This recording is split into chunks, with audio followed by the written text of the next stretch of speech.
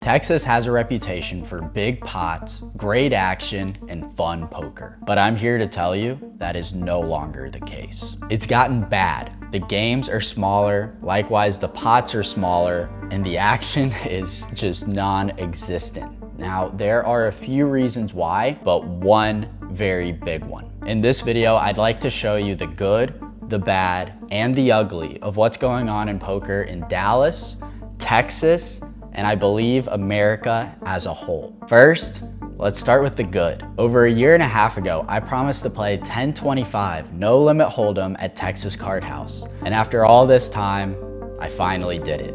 And it happened in a very unexpected way. I got to TCH early Saturday morning and played some PLO. Why was I playing PLO? I'll get to that later. But there was a big game going on the table next to me. I knew a couple of the guys and they start hollering at me to come play. And after an hour of going back and forth in my head of whether I wanted to take the risk, I decided to man up and take my seat. I didn't have much cash on me, or let's be real, off me as well. So I bought in short, about $2,600, giving me 100 big blinds to work with. As soon as I sit down though, the three other guys at the game tell me that they're all putting the $50 straddle on, but that I don't have to. So I guess we're playing 50 big blinds. My very first hand is King Queen offsuit in the big blind. The button raises, I call, and so does the straddle. Nothing for us on the flop, but action checks through to the king on the turn. I probably have the best hand, but I think it's a good spot to trap, so I check and the straddle makes the bet. Button folds and I call. KDog, don't worry, if things don't work out on this table, I'll still give you 3 hours of free coaching. Wow. I mean, that's worth more than the money. 3 hours free coaching. 3 to 4 hours. Deuce on the end is a great run out and he bets $750. These pots are gonna get big very quickly. I call. King. That's the best king. That's the best king after ace. Shit, KDog. Why didn't you raise? Super nit. KDog, Dude, you should have. Little dick. KDog, I didn't know you're fucking like hustling like that, man. Little dick. So this guy thinks I have a small package just because I didn't raise top pair on the river. I mean, come on, right? That's a lucky guess. Now, to give a little more context on the game, including me, we are four-handed. The guy in seat 1 has about 15 or 20,000. The guy in seat 2 has about 4 or 5,000. So similar to me now after that last pot. And the guy to my left is sitting on at least $50,000. And he told me that he usually plays 200, 400 PLO. So he is not somebody that you want to bluff. With that said, I raise up queen deuce suited, big blind versus straddle. Look, I get that was like a bad punchline to a joke, but the thing is you can't really hide in these short-handed games, right? If I don't take some spots, I'm just gonna get run over. He calls my raise and we flop bottom pair. I see bet small and he calls again. Turns an ace, which obviously changes a lot. Now in this configuration, I think my pair of deuces can still be good quite often, but let's not leave it up to chance. I'm gonna go for a 3-street bluff to get him to fold a 6 or jack by the end. I bet 450, but it doesn't come to that as he just folds right now. So after these two fairly standard hands, I'm up nearly $2,000 and the fellow to my left makes a proposition. He says if I put the 50 on, he'll raise $200 blind. So now I'm putting the 50 on just like everybody else, which honestly is fair. This would be the ideal time to pick up a monster, but I just get this. Actually, I get hands like that for a couple of orbits, which with $85 of blind money, each orbit can really add up. Then I look down at king queen suited. The table has started to fill up and the 50 wasn't on for this hand. So the cutoff raises to 75 before I make it 300 out of the small blind. You start that? Yeah. I saw you start it before you raised it. I know. Does that mean you got a banger? If I stack you gotta put it on the shit, okay? You can't do it too soon though, because then I won't have enough for the I'm vlog. giving the rest of the table a sweat.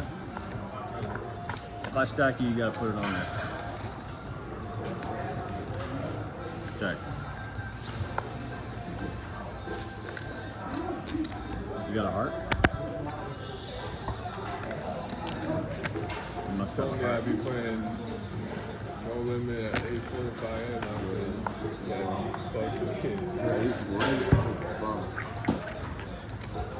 Jack. King high. It was like 2 a.m. Let me see. Let me see what your Flying three bet is. so fast. Oh shoot. Nice one. Was kind of indecisive and all over the place in that hand, but I'm still up on the session as I pick up 4-3 of clubs in the big blind. Under the gun limps, and again, the 1 seat raises to 75. This time I call, so does under the gun, and we flop bottom pair. Cutoff C bets 150, and with a pair on a dry board with backdoor possibilities, I'm the only caller. Turn brings all of those backdoors halfway home. This is a perfect spot to semi-bluff with a check raise, but he just checks it back. We river a flush, and I go for a value bet of 450. He thinks about it, but unfortunately, makes the good fold. This next one gets weird. I defend my big blind against the same player, and we both agree to show 1 card for the entire hand. all right, you pick one, because I don't. That's what I want to do. This. Yeah. Oh, wow. Now what are we gonna do? That's a good. I like that. Kind of fucking What's your kicker? Big kicker. Nick, they're like Me too. they're like showing their like fucking like they're playing, they're showing their whole card. Check. Is that even wrong? I have a pretty good kicker. I got the vid. Fuck.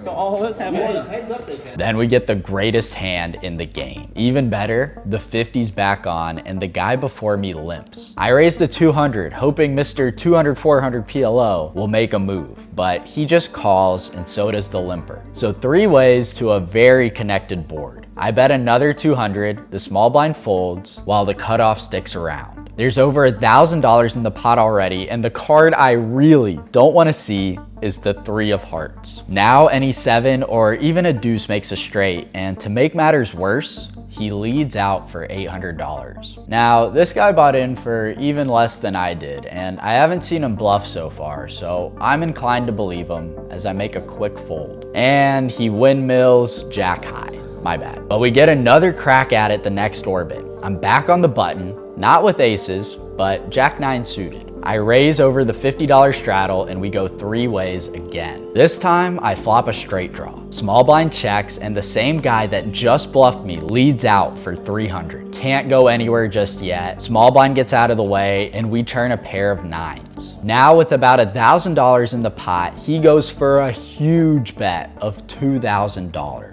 Whoa. Surely King Jack wouldn't go this big. And I feel like 2 pair or a set wouldn't either. He can't realistically have queens or 10s after not 3-betting pre, so what's his value leading out 2 streets like this? Pocket 3s, potentially King Jack? I feel like a spade draw is more likely. I know I'm being a bit optimistic here, but I think he could do this with all kinds of combinations of hands that have 2 spades in them. Ace 7, ace deuce, 8-7, jack 7 of spades. I think that's all in play. I only have $500 behind his bet, so it's either jam or fold, and I decide to go all in. Twice.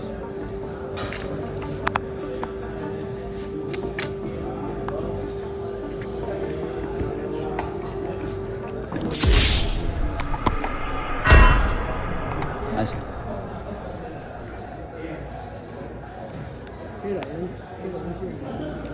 Jack 9.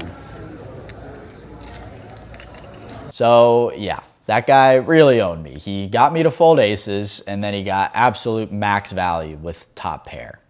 Well played by him. For me, it's another shot that I took and another loss, but I wasn't really upset afterwards for 2 reasons. Number 1, I've been doing pretty well recently, mostly from playing PLO. And number 2, the game was fun, man. I mean, that's what poker should be. I want people to make fun of me for making a nitty play. I want people to windmill jack high in my face after I fold pocket aces. Win or lose, I want to have fun playing a game. So you might be wondering what the heck was up with the title of this video and the introduction. I mean, I just showed a good high stakes game. It was a good game. Not good enough for me to win, but still, it was a good game. But these are becoming rarer and rarer. This one especially rare because it was bigger than 2-5, but Even at 2.5, it is very tough to find a good game lately. This wasn't the case here even just a few months ago. I mean, over the summer, we were all having fun, passing chips around, having drinks. It was a good time. A bum like me even made $10,000 in just 5 days, buying in for $800 every single day. But that's when they came for us.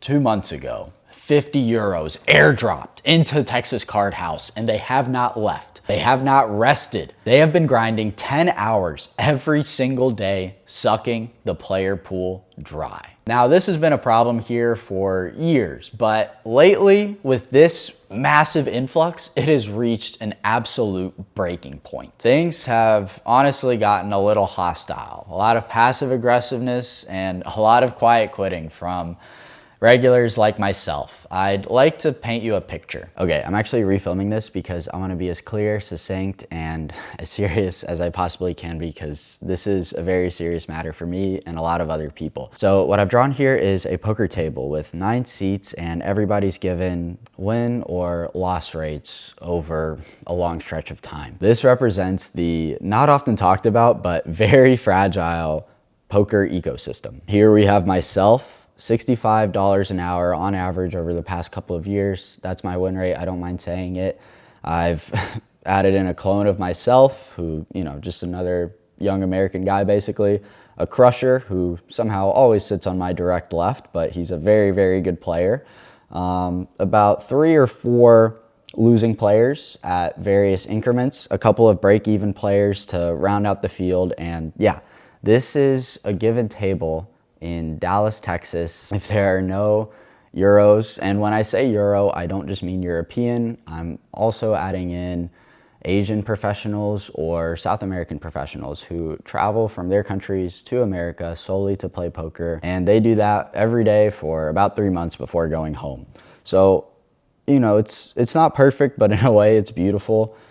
This system can sustain itself for a very, very long time. But as with any ecosystem, if you add in an outside apex predator, things can change very, very quickly. Now, as I've said, we've always had some degree of euros in our card room. Not sure how exactly it is for you, but if you live in a major city that's a big poker destination, you probably know what I'm talking about. So oftentimes we'll have a European crusher join the table. So let's say one of the break-even guys go home, Euro crusher takes their seat, right? He's a very good professional player and he's making $80. So how does that shake out the rest of the table? Because this has to add up to 0. Well, this guy is now losing a decent amount more, as is this guy. And myself and the guy that we're saying is a clone of me make a little bit less as well, about $50 instead of $65. Not a huge problem with this guy coming in. The system can still sustain itself for a very long time, and we're all still having a good time playing poker. Not a lot of people are basically dropping out of the player pool, right? Or the ecosystem as we call it. But if there are 5 2-5 tables going and there are 50 euros,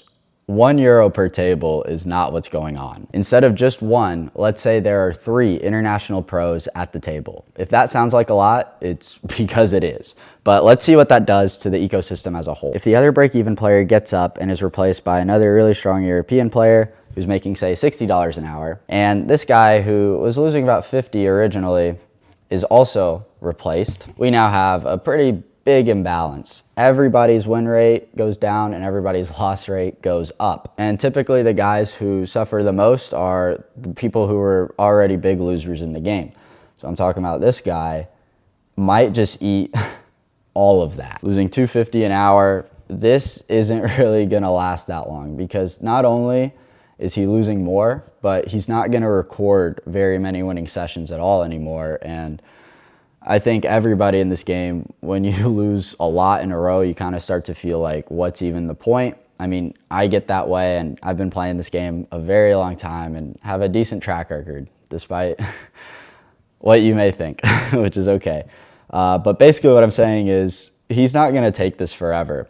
Not only is he losing a lot, but a lot of these international pros, they're not very fun to play with, even outside of the actual poker that's being played. They take a lot of time for decisions. Even when they made up their mind 1 minute, 2 minutes ago, they will still tank for whatever EV they can possibly gain. Most of them don't really socialize with the rest of the table. They got their headphones in, backpack on the chair, They're grinding. So this guy isn't going to be happy losing money to these people for a long stretch of time. He has now dropped out of the player pool. He no longer plays in the card room. And if there are 50 euros up and about, guess who he gets replaced with? Another European crusher. Let's say this guy is really good. He's making 80. There is a massive imbalance. I don't know where the money is coming from here.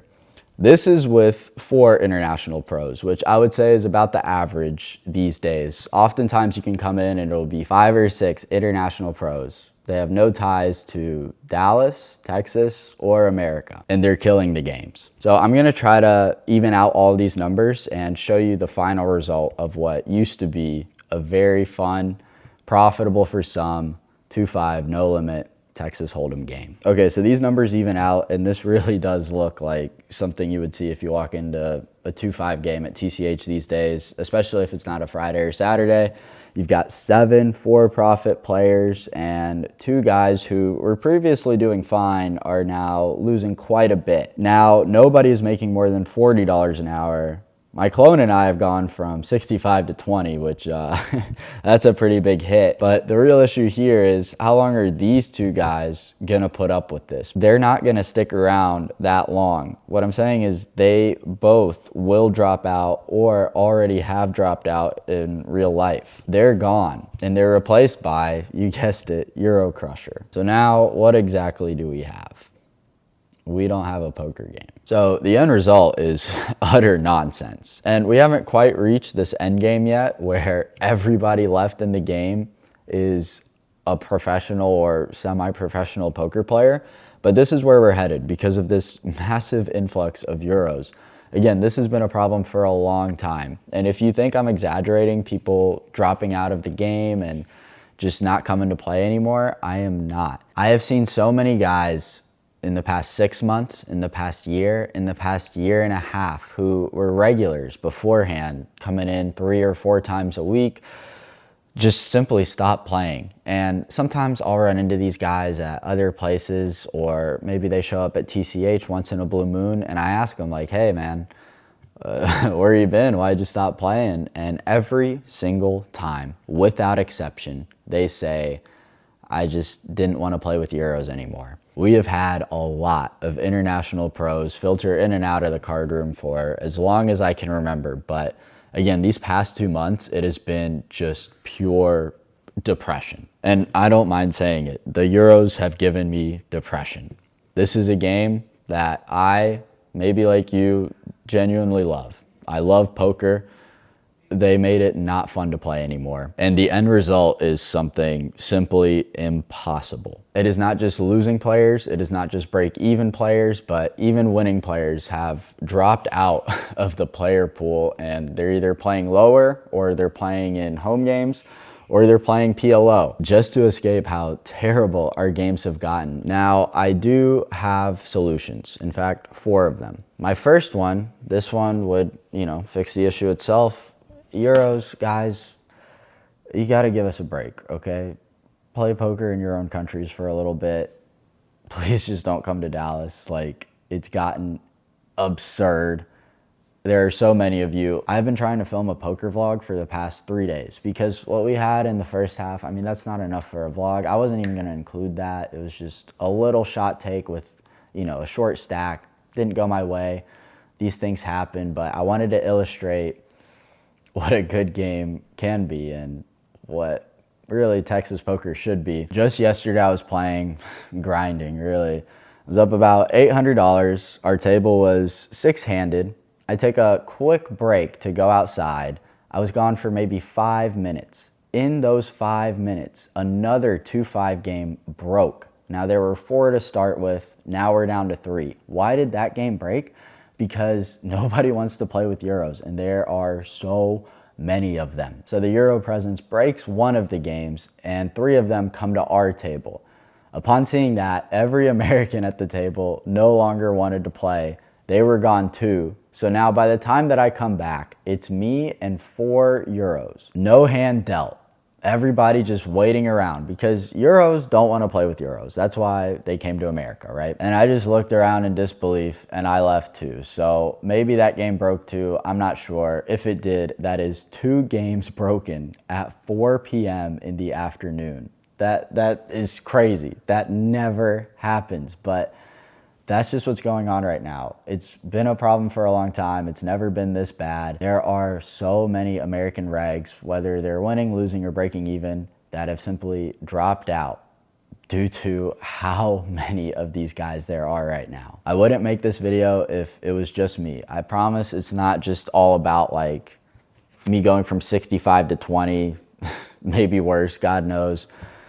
It's so many people. I have seen guys that always play 2-5 Hold'em just start random games like Taiwanese poker just to get away from this and still be able to play poker. I've been invited to more home games than ever because, you know, the Euros can't come to the home games. I know it sounds lame to pin like all of the problems on Euros, but it really does seem that way. The mark of a good game in Dallas, Texas these days is how many Euros are at the table. And you may think that, you know, whatever, this doesn't affect me. I promise you it does. Even if you just play 1-2, no limit Hold'em, the lowest stake, this becomes a race to the bottom, right? This obviously, everybody can't win $20, $30, $40 an hour. Guys that never lost before are losing.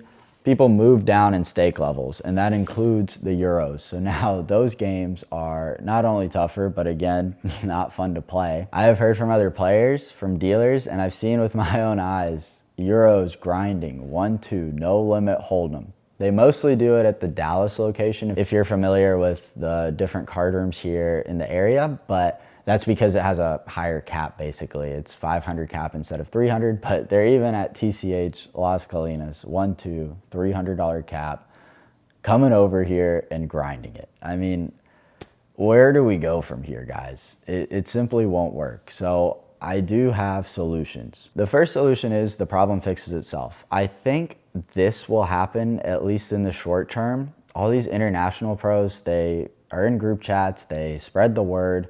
They're gonna tell people the games aren't good because it's mostly just them right now. So yeah, the games are not good. So hopefully once their Airbnb rentals run out, they won't come back. But I'm a pessimist, so I'm not gonna believe in that. The second solution is something that is unique only to Texas. If you guys are having this problem at your local card room, I don't really have a solution for you. But in Texas, these are all social clubs where we all gather and play poker, but we pay a membership fee, a monthly membership, maybe $30, and then every hour you pay, right now it's $14 an hour to play. Like a country club, not everybody just gets to be a member. So you make a very easy change. You require some form of American identification, whether it's a driver's license, a passport, or something else in order to be able to play in the club. If you don't have that, you must apply to play. This isn't my idea. Bart Hansen had this idea like 4 or 5 years ago. Nobody listened, and now we are in this nightmare. This may sound harsh. I mean, a lot of these guys, sure, they're international pros, they're killing the games, but they are good guys. A lot of them. I can attest to that for sure. I mean, VD, Oscar, Lumino, there's a lot of really good guys that I've met playing poker here that are from Europe or somewhere else, right? So that makes all of this seem harsh, but you know what is also harsh? Coming to America from another country as a professional poker player, obtaining a tourist visa, and then spending every single day for 3 months grinding poker, which is your profession, and then leaving the United States after taking out a lot of money from the economy and not paying a dime on American income taxes on it. That is also harsh. So those are 2 solutions. I think that second one is really the winner, but I don't have control over that. Other players have tried to make this happen, have tried to talk to floors or whatever about doing it. As far as I know, no progress has been made on that. So if it doesn't work, I have a third solution. Somebody gives me a small loan of $1 million and I will open up a poker room where we do that. We ban international professionals from playing. This would quickly become the best, most popular card room in Dallas. and Texas as a whole. I have no doubt about it. And to be clear, Texas Card House, a couple of the other rooms here, they are beautiful, they're well run, all the staff are amazing. I'm not saying like they suck, it's just this problem that may or may not be within their control, but it's, you know, it is difficult, I understand that. They're really great places to play at their core, but right now it feels unplayable at certain stake levels, at certain games, and I believe that is only spreading. So we absolutely have to do something about it, or else public poker is just absolutely gonna be killed. Again, I would not make this if it was just me. This is by far a popular sentiment. The amount of private games, home games, semi-private games that just exist only to avoid the Euros around here these days is just astronomical. And honestly, I have access to most of them. It's really not about me. It's about having a good, fun poker game be available to everybody in the area who wants to play it. So I would love to take Bart Hansen's idea from years ago and finally make it a reality. Again, I know it sounds harsh to some people, but that is my stance. If you want to attack anybody, you can attack me. It's been very hostile lately playing at some of these tables. There's a lot of passive aggressiveness from just American regs, like clearly not wanting to play with Euros, and I'm sure they're feeling it, but I mean, what are they gonna do? They literally came here to play. They continue to. I think we gotta stop being wimps and just say it with our chests. We don't wanna play with Euros. The situation they're creating is just simply unsustainable, and they don't really have skin in the game because they can come here, suck the money dry, and then leave. I mean, it's just, it's not gonna work. The trajectory of poker here in the state, and I believe all the major spots in America as a whole, like, it's just not gonna work for much longer if we allow this to happen. So again, number one, I plea with the international pros, just leave us alone for a little while, please. Number two, we simply ban them. Number three, we pool together a lot of money and make our own room where we ban them. I got one more, okay. We're gonna make poker great again. We're gonna build a wall around the card rooms in Texas, and we're gonna make the Euros pay for it. Oh, and I'll do my best to make poker vlogs that are fun, exciting, good action, whenever I can. That's been tough lately. I really haven't even recorded much in the past 2 months. I've been playing PLO or at somebody's house, whatever. I'm gonna do my best. I wanna bring good action to you guys, but if the game isn't fun for me to play, I can only assume that it won't be fun to watch. So hopefully the situation will change, and thank you to everybody who listened to this whole thing. Maybe you agree, maybe you disagree. I would love to hear about it in the comments. But yeah, I'll see you on the next KDog Poker vlog.